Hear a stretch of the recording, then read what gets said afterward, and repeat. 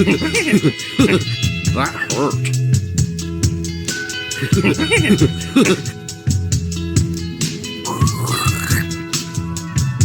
More verticality.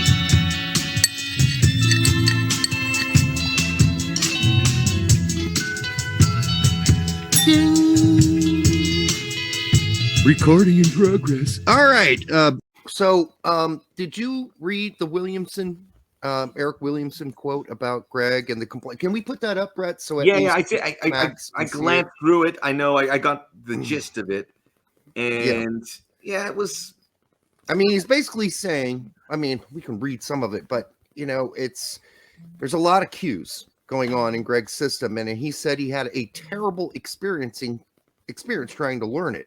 I didn't do the best job, he said, because it's difficult. There's so many different cues that you have to know. Timing is everything in the system, and it's just getting reps and getting used to how Gregg wants to play. It's very tough. Now, keep in mind, this is a long time ago, because Eric Williamson has been injured for a long time, and I do suspect that Gregg has had to make some compromises. It doesn't look like it sometimes on the field that like we're unconstipating guys and letting them be more creative, but I mean, what do you think about that, Max?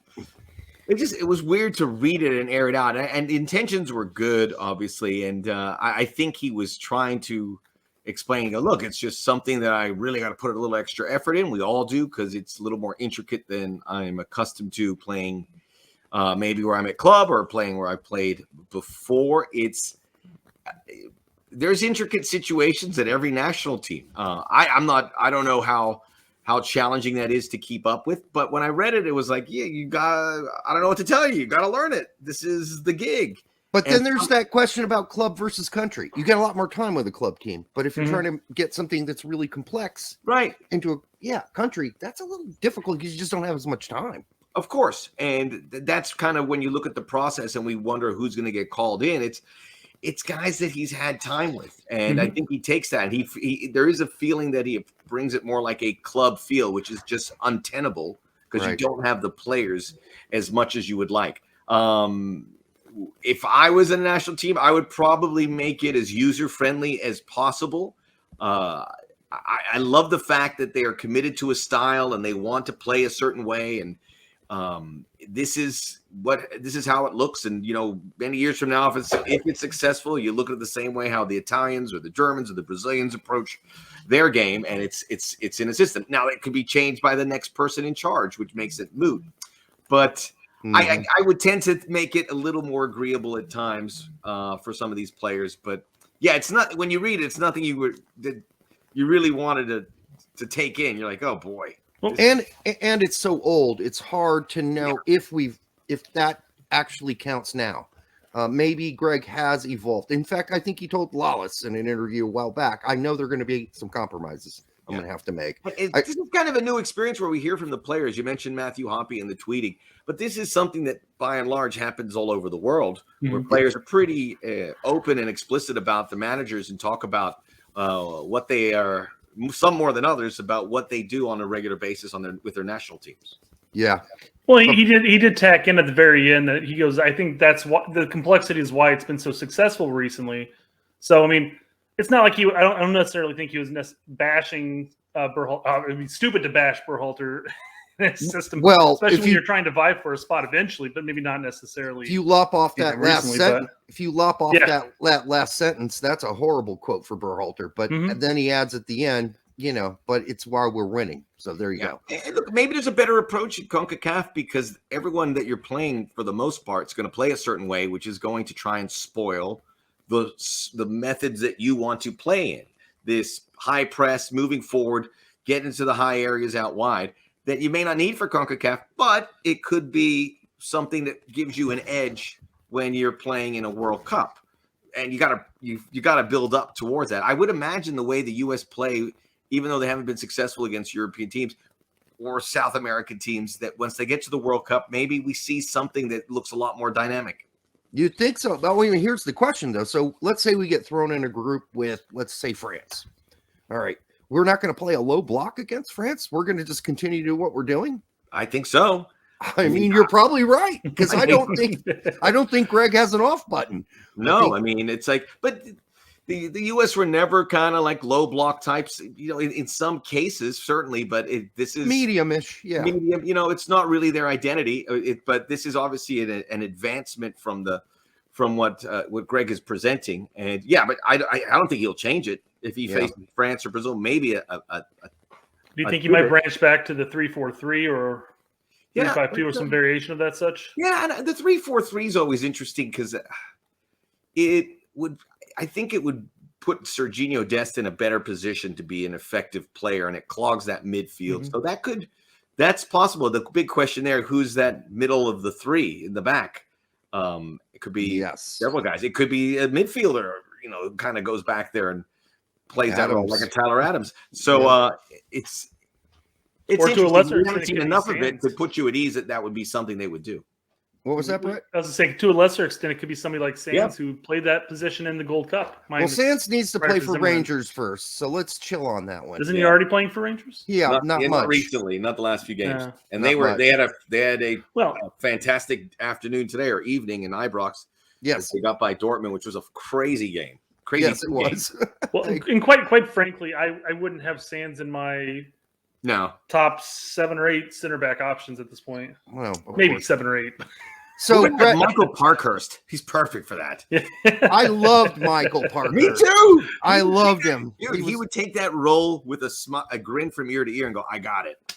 I mean, yeah, and Atlanta, when they got him, I'm like, man, they just scored. They scored on that signing. Oh, what's this? This is the quote from Gregg Berhalter. From Joe Scally. So Scally got asked this question about not getting any communications from Gregg, and he says, yeah, not much since November. We had a debate about this already, to be fair, Max, but, should there be more communication than this? I mean, should we real quick, go ahead, Brett. The actual quote says prior to the November camp, he was constantly in communications with Berhalter and co. But after the November camp, he hasn't really talked to them since. So again, it's that question to Derek's point. Should there be some more communication with somebody who was regular up until recently starting for a Bundesliga team? Now, mind you, a low mid-table Bundesliga team at this point, but still. Especially when our left back is a question, Yeah, I think like everyone, they want to kind of focus on the core group, and I get it. I would love to think that you always have time to call somebody, but these are conversations that are counterproductive. Go, hey, keep doing what you're doing. We'll keep tabs. He was never one for 2022. It was great that he got that call up, and really since he's fallen out of favor with the U.S., he's fallen out of favor with Mönchengladbach as well. So I've always wanted to see Scally get a go and be able to play a game to see what he's got. And I feel like there was an opportunity and maybe it was missed, but I would love to think that they could talk to all these players to an extended, maybe 40 guys that are close to the pool or in the pool. But I could forgive a coach if they're not keeping up appearances with everyone. It's just too big. You've got to meat potatoes. I guess, do you think it was the big question would be whether or not calling in somebody like Brooks Lennon over, say, Scally in this last window. Do you think that was a viable option? I mean, because again, up until just recently, when Gladbach's wingback started getting healthy again, he was starting every game leading up to that point. And then he got the Rona, and then he had Road Pine, and then the other guy came back from injuries. There were 2 guys that came back from injury. So, yeah, I don't know the answer to that. I mean, we'll just have to tuck in. And Brooks Lennon may have been just the beneficiary of a situation that he was an MLS player. He was in that camp.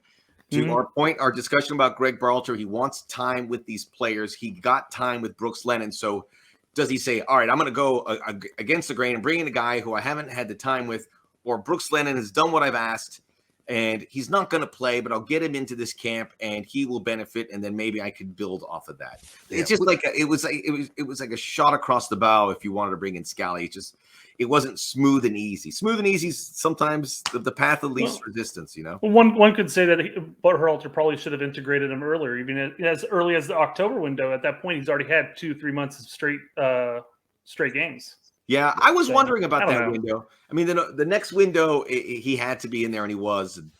But he just was more an observer or anything. But timing-wise, it could have happened in that window. It would have been a stretch, but he was on the radar. There's no doubt about it. All right. Well, we got like 4 minutes left, so I'm gonna like massively jump to another topic. for the last one, which If is we go a little over, it's fine. okay. I'm having a good time with you two. There you go. You figured out we're not idiots. So No, that's good. I thought you guys would be drunk by now. You're still sober as judges. We drink a lot. What can we say? Yeah, but I do want to get to this thing because it's something we've talked about with Jimmy Conrad, and we watched Filippo talk about it recently with Herc, and it's like Grant Wall came out with this quote saying there's really not an access issue when it comes to U.S. soccer, and I don't want to put you in any binds or anything, but having covered Big Four soccer for years as a writer before and during Big Soccer, I know there is one. I mean, there is an access for young players. Nope, access as in watch what you say. Oh. Watch what you say. And in that's the media sphere. Yes, in the media sphere. So I'm sorry if I'm not being clear. To maybe U.S. soccer, with regards to other people in the media. Well, people are always criticizing the journalists at the Berhalter interviews. Oh, because they're not challenging him enough. And I tell them you can't criticize them. They can only take this so far. Otherwise, they're going to lose their access. There are people we know who are in all of those interviews with Greg. They never get called on. Maybe because they're not prominent enough. Right. I think Meg Swanek would be an example, or our buddy Jake at FIFA America. But Brian Strader he's a good friend of ours. He always gets called up. And I think it's just who they're comfortable with. But people have to understand, you got to watch what you say. You can't. There's a line. Would you agree? There's a line you can't cross. Well, it's just you're going to be the one that suffers. To your point, they're not going to call upon you. Look, this happens in every federation to other degrees, and I've dealt with them where guys will not get called in, or they won't get access, or a federation won't bring out players to field questions. I will say, U.S. soccer, these last two windows, they obviously Greg addresses the media 2 or 3 times, and then they brought out Weston, they brought out Christian Pulisic, they brought in the heavy hitters. Other federations don't always do that. So it's these guys have to ask a certain question because you want to get a good answer. If you ask a question that's a bit controversial, they'll either U.S. soccer or the player or the coach will coil up a bit. You won't get the answer. And then what do you have? You're like, so you got to, it's a bit of a game. In a perfect world, I wish we could have a better discourse. But I do too. But it's not just U.S. soccer; it's everything. If you came in like a cobra to talk to the NBA or Roger Goodell, eventually they'll tell you to F off. That's like. So I'm glad we're talking about it, and I hope to think that U.S. soccer and others are thinking about it. I know they are, and they want to give a little more access, but they're always going to be guarded. So, I mean, I'm not going to pick that fight because I'll lose. Yes. And we need a lot of fixing up in our sport. And there's a lot of things that are from an old era that we got to update. But, that's with access.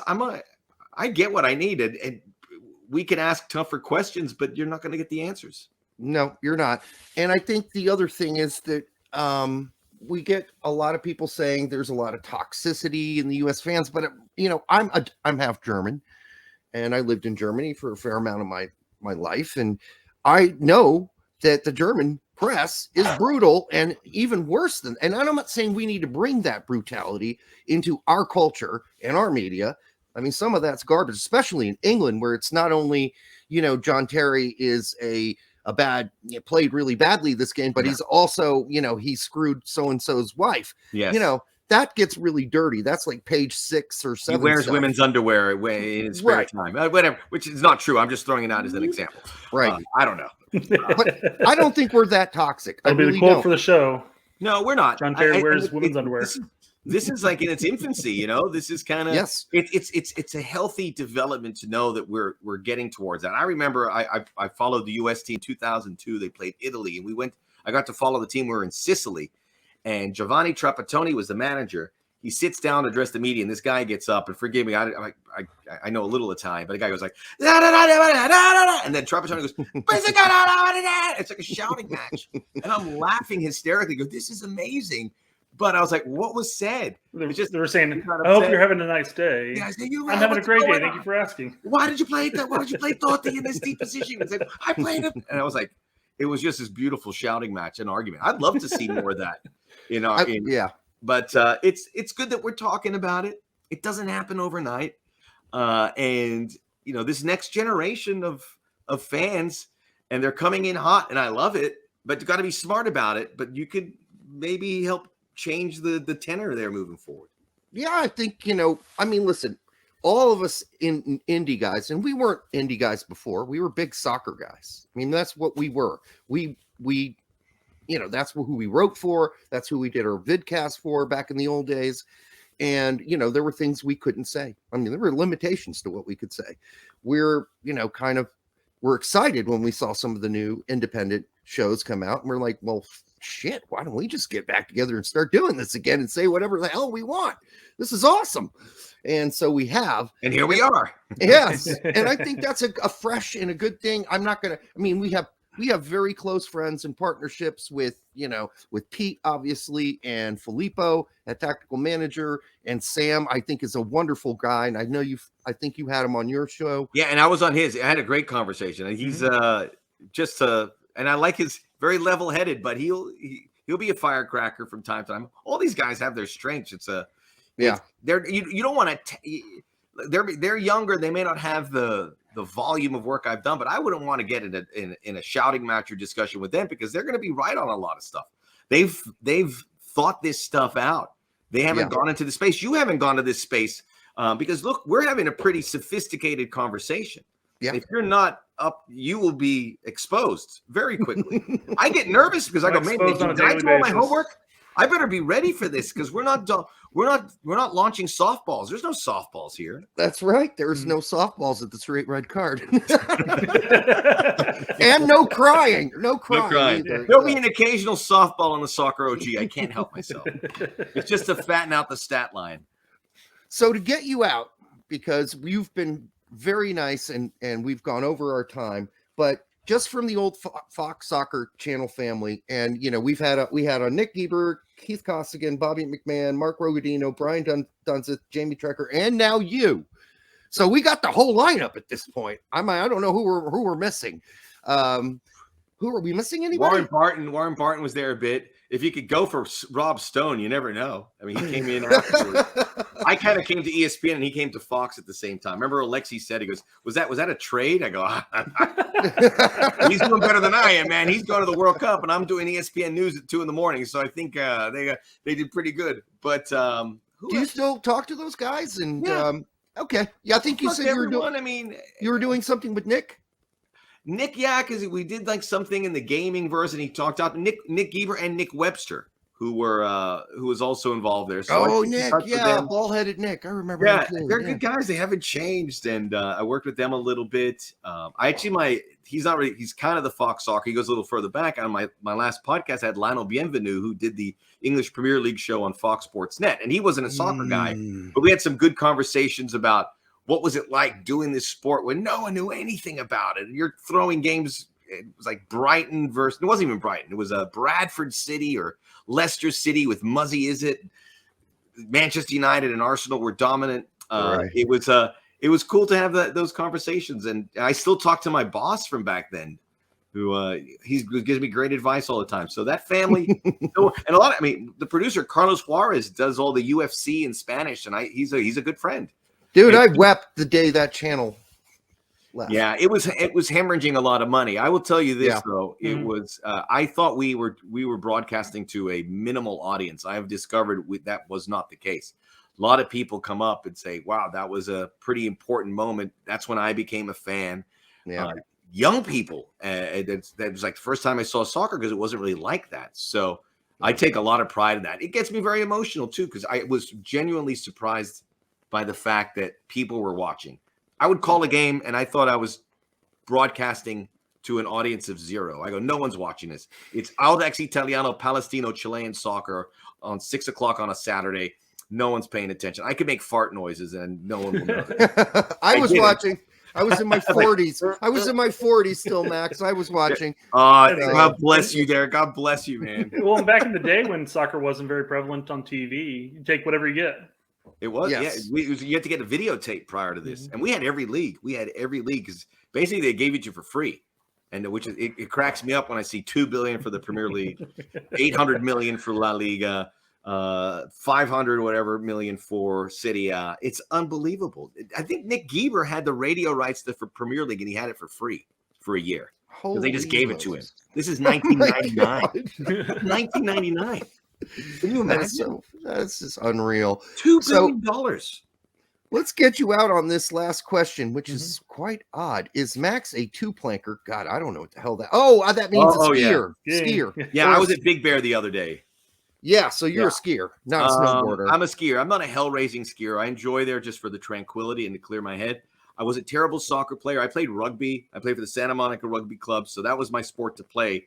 I like to watch soccer. That's I'll play. I when I run, I'm fit and I just no technical skills, but I usually can I'll be a useful player out there. But I'm just admire seeing people able to play and cut it and nutmeg and change direction on a dime. But that's not me. But I do enjoy ski. I don't snowboard. I'm very careful. I'm a blue and green trail guy. Maybe some blacks, no double blacks. Okay, I have no fucking clue what that means. But Max is always on the bunny hill. That's it. Well, yeah, we're on the bunny. I always start on the bunny hill just to make sure the skis are catching, and then I'll go on to the intermediate. It's the oddest thing. That's the only sport I never did. Skiing. I didn't do it until I was in my 30s. Okay, you're like 40 minutes away from English. How have you not gone to Paoli? Where's English? Indiana. Okay. It's a tall hill with a lot of artificial snow. And it melts and then freezes up overnight. But I snowboarded there a number of times. I grew up in Miami. When I saw these snow movies, I thought it was like some Pablo Escobar documentary, man. That's the only snow. That's the only thing we knew in Miami. It was like this doesn't exist. Yeah. Anyhow, yeah. Didn't mean to leave it on that note, but no, that's okay. It's a great way to end it. Let's go with it. So if you watch any of our shows, the last 5 minutes are usually just totally us bullshitting. Alexa, shut up! Shut up! What? I thought this was a regular. Go away, Alexa! Gimmick. At the end, we have Alexa come in and interrupt. Brett looks like he was just about to divorce Alexa. I don't know what I said. What did I say that starts? I didn't say Alexa's name. No, it doesn't matter. Alexa does what Alexa does. Maybe she heard Pablo Escobar and that was it. That could have been it. That could have been it. She needs some cocaine. Here's what I found out on Google about snow. Max, I want to thank you for coming on, and we hope to do this again because there was there's a lot more questions I had that I could ask. We'll do it. I don't know when we'll do it. I genuinely enjoy this. I can't believe an hour has gone by. Mm-hmm. Yes. It's what I love to talk about. It's what you guys love to talk about. So if people want to listen to it, then let's do it. We're going to keep doing it. I mean, and your show's continuing to grow. We've been around for 7 or 8 months, and we hopped right up the ladder, which was nice because people remembered our stupid old faces. And so hopefully, that was rather interesting to see how many people came through. I'm like, I remember you back 8 years ago on Big Soccer. I'm like, really? Big Soccer, man. There should be a documentary on Big Soccer. We tried doing one. Yes. Yeah. I would like to read some of the critiques I had back in the day. And brutal. They're all brutal for whoever it was. Oh, yeah. There was one that said Bretos drinks goose shot by the bucket load. I'll drink a little of it, but bucket loads? Hopefully, shot by shot, guys. Come on. Hopefully that wasn't Bill Archer, who we just had on the show. I should have asked him about that. Ask him. I want to find out. I just want to shake that person's hand because I thought it was very clever.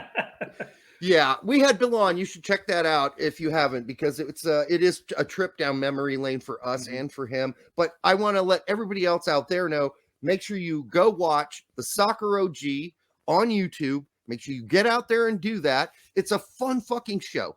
And it's like a one-man show, too.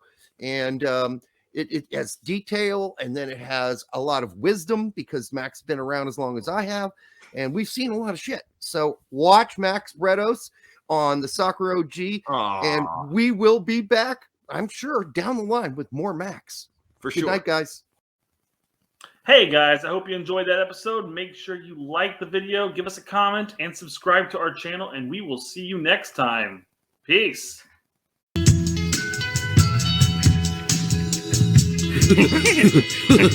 That hurt.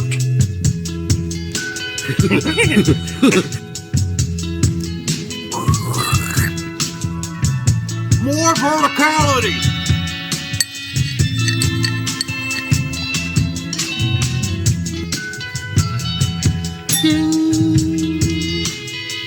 Recording in progress. All right.